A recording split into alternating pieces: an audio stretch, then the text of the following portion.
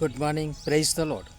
તો પણ યહોવા કહે છે કે અત્યારે તમે તમારા ખરા અંતઃકરણથી તથા ઉપવાસ, રુદન અને વિલાપ સહિત મારી પાસે પાછા આવો. યોએલ પ્રબોધકનું પુસ્તક, તેનો 2 અધ્યાય અને તેની 12મી કલમ.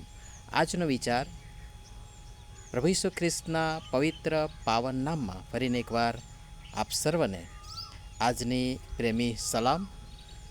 11મી કલમ કહે છે કે યહોવાનો દિવસ મોટો તથા મહાભયંકર છે, કોણ તેને સહન કરી શકે?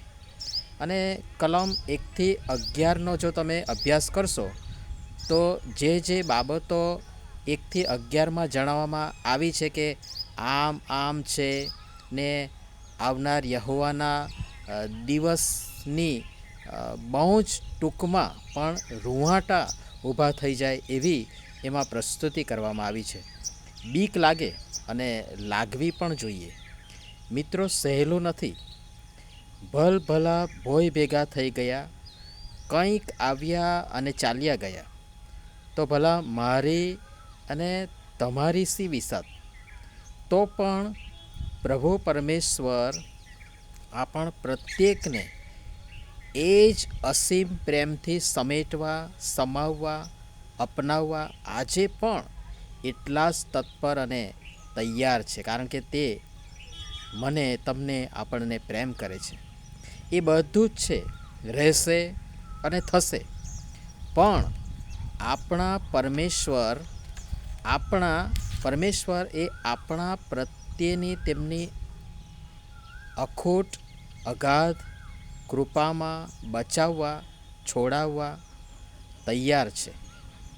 શરત બસ એટલી જ કે મારી પાસે પાછા આવો. 1, તમારા ખરા અંતઃકરણથી. 2, ઉપવાસ, રુદન, વિલાપ સહિત તમે મારી પાસે પાછા આવો.